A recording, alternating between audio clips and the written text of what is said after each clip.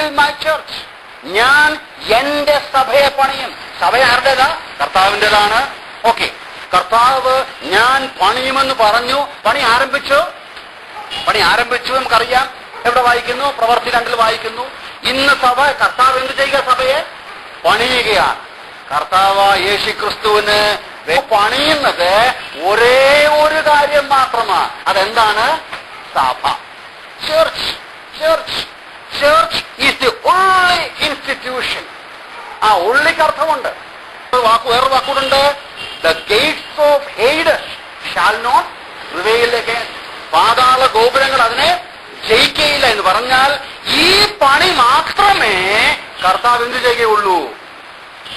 പരാജയപ്പെടാതെ, ഫെയിലാകാതെ, successful ആയിട്ട് മുന്നോട്ട് പോകുമെന്ന് ഉറപ്പുവരുത്തിയിട്ടുള്ളൂ.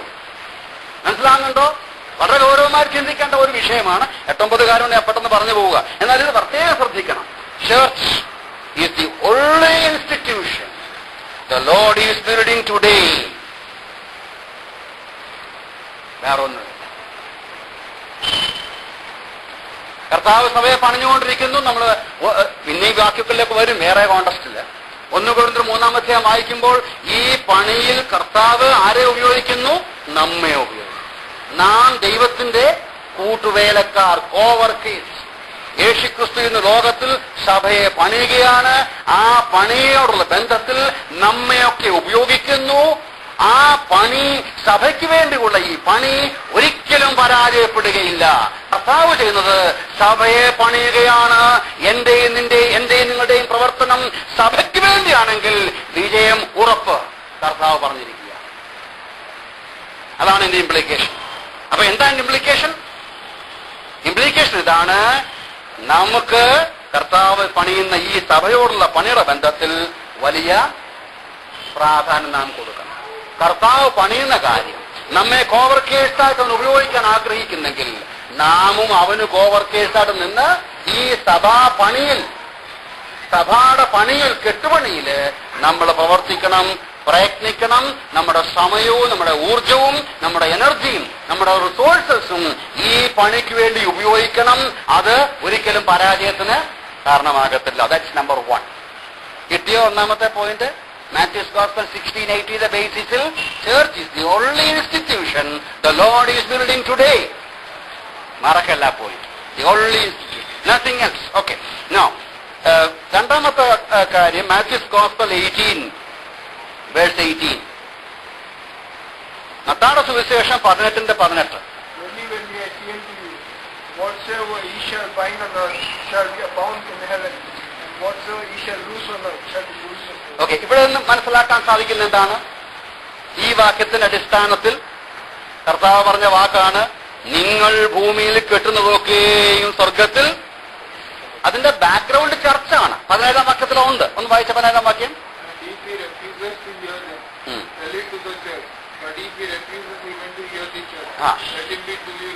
തെറ്റിപ്പോയ ഒരു വ്യക്തിയെ നേടുവാൻ എല്ലാ ശ്രമവും ചെയ്തിട്ട് അവസാനം നിങ്ങളത് സഭയിൽ പറയണം. സഭയും പറഞ്ഞിട്ട് സ്വീകരിക്കത്തില്ല, അവനെ പുറത്താക്കണം. എന്നിട്ട് കർത്താവ് പറയുക, നിങ്ങളെടുത്ത തീരുമാനം സ്വർഗത്തിൽ അത് കെട്ടപ്പെട്ടിരിക്കും എന്ന് പറഞ്ഞാൽ എന്താ? അത് അംഗീകരിക്കും എന്ന് പറഞ്ഞ അർത്ഥം എന്തുവാ? ഇതപ്പം വിശദീകരിച്ചെങ്കിൽ ആ വാക്യം മനസ്സിലാക്കത്തുള്ളൂ. കർത്താവ് പറയുകയാണ്, സഭയിലെടുത്ത തീരുമാനം സ്വർഗത്തിൽ സ്വീകാര്യമാണ്, സ്വർഗം അംഗീകരിക്കും. ഞാൻ ഇംഗ്ലീഷ് എഴുതി വായിക്കാൻ ആദ്യം, അതാകുമ്പോൾ അല്പം clear. Church is the only place. ഞാൻ ആ ഉള്ളി പറഞ്ഞ ചർച്ചിന്റെ പ്രാധാന്യം ഒന്ന് എംഫസൈസ് ചെയ്യാൻ വേണ്ടിയാണ്. Church is the only place where heavenly decision and standard is being applied. Church is the only place where heavenly decision, heavenly standard, സ്വർഗീയ തീരുമാനവും സ്വർഗീയ നിലവാരവും ഭൂമിയിൽ അപ്ലൈ ചെയ്യുന്ന ഒരേ ഒരു ഏരിയ, ഒരേ ഒരു സ്ഥലം എവിടെ മാത്രമാണ്? സഭ മാത്രമാണ്. ഇനി എന്നെ തിരിച്ചോടെ ചിന്തിക്കണം, എന്നാലേ എന്റെ ഗൗരവം മനസ്സിലാക്കത്തുള്ളൂ. ഓക്കെ, കർത്താവ് പറഞ്ഞത് സഭയിൽ അംഗീകരിച്ചാൽ സ്വർഗം അംഗീകരിക്കും, സഭയിൽ തീരുമാനിച്ചാൽ ആ സ്വർഗം തീരുമാനിക്കും. ഇവിടെ നിങ്ങൾ ചിന്തിക്കേണ്ട വിഷയമുണ്ട്. അപ്പോൾ സഭയിൽ എന്ത് തീരുമാനിച്ചാലും സ്വർഗം അംഗീകരിക്കുമോ? അല്ല, അങ്ങനെയല്ല. നമുക്ക് മനസ്സിലാക്കാവുന്നതേ ഉള്ളൂ. സഭയുടെ തീരുമാനം സ്വർഗീയ തീരുമാനത്തിന് യോജിച്ചതാണെങ്കിൽ മാത്രമേ അംഗീകരിക്കുകയുള്ളൂ. അല്ലേ? നമുക്കത് കോമൺ സെൻസ് മനസ്സിലാക്കാവുന്നതേ ഉള്ളൂ, സാമാന്യ ബുദ്ധിക്ക് മനസ്സിലാക്കാവുന്നത്. സഭ എടുക്കുന്ന എന്ത് തീരുമാനവും സ്വർഗം അംഗീകരിക്കത്തില്ല. എന്നാൽ തീർച്ചയായിട്ടും ദൈവഭക്തന്മാരായ പരിശുദ്ധാത്മാവിന് വിധേയപ്പെടുന്ന കർത്താവിന്റെ കർത്തൃത്വത്തിന് വിധേയപ്പെടുന്ന ഒരു സ്ഥലം സഭ എടുക്കുന്ന തീരുമാനം തീർച്ചയായിട്ടും അത് സ്വർഗീയമായ തീരുമാനമായിരിക്കും. ആ സ്വർഗീയമായ തീരുമാനം സഭയിലും സ്വർഗത്തിലും ഒരുപോലെ ആപ്ലിക്കപ്പെടും. അവയ്ക്ക് പ്രാധാന്യമുണ്ടോ? ഇവിടുത്തെ കോടതിയുടെ തീരുമാനം സ്വർഗത്തിൽ അംഗീകരിക്കത്തില്ല, നിർബന്ധമൊന്നുമില്ല. ഇവിടുത്തെ ഏതെങ്കിലും ഒരു ബോർഡ് കമ്മിറ്റിയുടെ തീരുമാനം അത് സ്വർഗത്തിലേക്ക് വലിയ വരെയൊന്നുമില്ല. മാനുഷികമായ വേറെ ഏത് പ്രസ്ഥാനത്തിന്റെയും ഡിസിഷൻസ് അല്ലെങ്കിൽ തീരുമാനത്തിന് സ്വർഗത്തിൽ വരെയൊന്നുമില്ല. എന്നാൽ സഭയിലെ തീരുമാനം സ്വർഗത്തിൽ അംഗീകരിക്കും. തിരിച്ചു പറഞ്ഞാൽ സ്വർഗീയമായിരിക്കുന്ന, ഞാൻ നേരത്തെ ഓർപ്പിച്ചു, സ്വർഗീയമായ സ്റ്റാൻഡേർഡ്, സ്വർഗീയമായ ഡിസിഷൻസ്, സ്വർഗീയമായ റിയാലിറ്റിയെ ഈ ഭൂമിയിൽ എക്സ്പ്രസ് ചെയ്യുന്ന, റിഫ്ലക്ട് ചെയ്യുന്ന സ്ഥലമാണ് സഭ. ഞാൻ തിരിച്ചു പറഞ്ഞാൽ മനസ്സിലായ എന്റെ വശം? അതിന് രണ്ടു വശമുണ്ട്. ടു സൈഡ് അല്ലേ? Church is the only place where heavenly decision, heavenly standard is being applied. വേറെ പറഞ്ഞാൽ church is the place where heavenly reality, heavenly quality is being reflected. സഭയിൽ എന്ത് സംഭവിക്കണം? എന്താണ് സഭയെ കൊണ്ട് കർത്താവ് ഉദ്ദേശിക്കുന്നത്? സ്വർഗത്തിന്റെ ഒരു ചെറിയ പതിപ്പ് ഇവിടെ ഉണ്ടാകണം. അതാ സഭ. സഭ സ്വർഗമാണ്, സ്വർഗത്തിന്റെ ഒരു പതിപ്പാണ്. സ്വർഗീയമായ സ്വഭാവം, സ്വർഗീയമായ രീതി, സ്വർഗീയമായ വിശേഷതകളൊക്കെ ഉള്ള സ്ഥലമാണെന്ത്? സഭ. അത് വേറെങ്ങുമല്ല. ചേർച്ച് അത് വളരെ ഗൗരവമായ ഒരു കാര്യമാണ്. അതിന്റെ എന്താ ഇംപ്ലിക്കേഷൻ മനസ്സിലാകുന്നുണ്ടോ? വെച്ചേ चर्च क्यों इंपॉर्टेंट है? कलीसिया का महत्व क्या है? कलीसिया का श्रेष्ठता क्या है? चर्च को हम क्यों महिमा देना है, ध्यान देना है? रीजन नंबर 1, 2 मैंने बता दिया. 2 ये है कलीसिया स्वर्ग का निर्णय, स्वर्ग का स्टैंडर्ड इस संसार में पूरा करता है, दिखाता है, दर्शाता है. ओके, ഇതിന്റെ ഇംപ്ലിക്കേഷൻ എന്താ? ഇംപ്ലിക്കേഷൻ മീൻസ് പ്രാക്ടിക്കൽ ആപ്ലിക്കേഷൻ എന്താ? പ്രാക്ടിക്കൽ ആപ്ലിക്കേഷൻ എപ്പോഴും മനസ്സിലാക്കണം. Church is the final authority. സഭയിൽ തീരുമാനിച്ച തീരുമാനമായി. സഭയ്ക്ക് വെളിയിലെ തീരുമാനം തീരുമാനമല്ല. ഞാൻ സഭയ്ക്ക് വെളിയിലെ തീരുമാനത്തിന് ബൗണ്ടാകേണ്ട ആവശ്യമില്ല. സഭയിലെ തീരുമാനമാണ് പ്രധാന തീരുമാനം. സഭയിൽ തീരുമാനിച്ചോ ഫിനിഷ്, ഫൈനൽ. സഭയിൽ തീരുമാനിച്ചില്ലയോ അത് ഫിനിഷ്ഡ് അല്ല, അത് ഫൈനൽ അല്ല, അത് അപ്രൂവ്ഡ് അല്ല, അതിന് യാതൊരു വിലയും സ്വർഗത്തിലെങ്ങും ഇല്ല. Church is the final authority. So എന്ത് ചെയ്യണം? സഭയ്ക്ക് കേൾക്കണം. ആൻഡ് അതാണ് ദൈവവും അംഗീകരിക്കുന്നത്.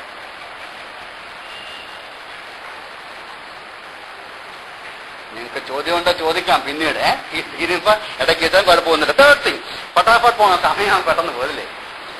ഇത് ക്ലോക്ക് ഫാസ്റ്റ് അല്ലല്ലോ, റൈറ്റ് ടൈം അല്ലയോ? എഫീഷ്യൻ ചാപ്റ്റർ 5 വളരെ പരിചയമുള്ള വേറൊരു വാക്യങ്ങളാണ്. ഈ വാക്യങ്ങളൊക്കെ കർത്താവായ യേശുക്രിസ്തു സഭയെ എങ്ങനെ കാണുന്നു എന്നുള്ളതിന്റെ പരാമർശങ്ങളാണ്. ഓക്കെ, എഫീഷ്യൻ ചാപ്റ്റർ 5, എഫേസ് ലേഖനം 5-ാം അധ്യായം അതിന്റെ 25-ാം വാക്യം.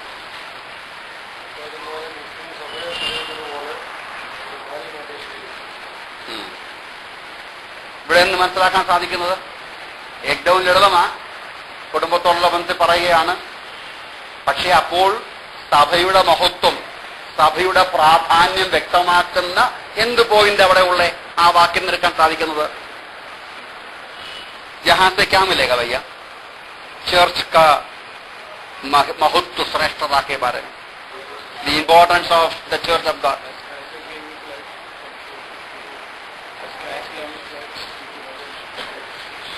ഓക്കെ ഓക്കെ, അതിന് മുമ്പൊന്നുമില്ലയോ? Christ gave his life. Okay, അതിന് മുമ്പൊന്നുമില്ല. Church is the object of Christ love. Church is the object of Christ love എന്ന് പറഞ്ഞ അർത്ഥം എന്താ? മലയാളത്തിൽ എന്ന് പറയും കർത്താവിന്റെ സ്നേഹത്തിന്റെ പ്രതീകം എന്നല്ല, ഒബ്ജക്ട് എന്ന് പറയുമ്പോൾ എങ്ങനെ പറഞ്ഞ് അല്ലല്ല, പ്രതിഫലം അല്ല. കർത്താവ് സ്നേഹിക്കുന്നത് ഈ ഭൂമിയിൽ സഭയെ മാത്രമാണ്, അല്ലേ? അല്പം കൂടെ ലളിതമായിട്ട് പറഞ്ഞു, സഭയല്ലാതെ വേറെ ഒന്നും കർത്താവ് ഇല്ലേ? അവിടെ വായിച്ചതാക്ക്, he love the church, Christ also love the church. Yeshu Kristu സഭയെ സ്നേഹിച്ചു. നമുക്കതൊക്കെ വിശാലമായിട്ട് അല്ലെങ്കിൽ എക്സ്പ്ലെയിൻ ചെയ്യേണ്ട വാക്കുകളാണ്, അവിടെയൊക്കെ പോകുന്നില്ല. John's gospel 3:16, for God so love the world, ദൈവം ലോകത്തെ സ്നേഹിച്ചു, അല്ലേ? ഇവിടെ വായിക്കുന്നു ക്രൈസ്റ്റ് ലവ് ദ ചർച്ച്. ഏതാണ് ശരി? God love the world, Christ love the church, which is correct? രണ്ടും ശരിയാണ്. ദൈവം വാസ്തവത്തിൽ സഭയെ സ്നേഹിച്ച എന്നാണ്? സഭയെ ഫോം ചെയ്യും മുൻപ്, സഭയെ ബിൽഡ് ചെയ്യും മുൻപ്, സഭയുടെ ഇനാഗുറേഷന് മുൻപ്, സഭയെ കർത്താവ് വീണ്ടെടുക്കും മുൻപ്, ആ നിത്യതയിൽ കർത്താവ് സഭയെ സ്നേഹിച്ചു. നിത്യതയിൽ നാം അവനെ സ്നേഹിക്കും മുൻപ്, നാം വിശ്വസിക്കും മുൻപ്, ഇതൊക്കെ നമ്മൾ പല വായിക്കുന്നുണ്ട്. ദൈവം ലോകത്തെ സ്നേഹിച്ചതിന്റെ സത്യകാരണം എന്താ?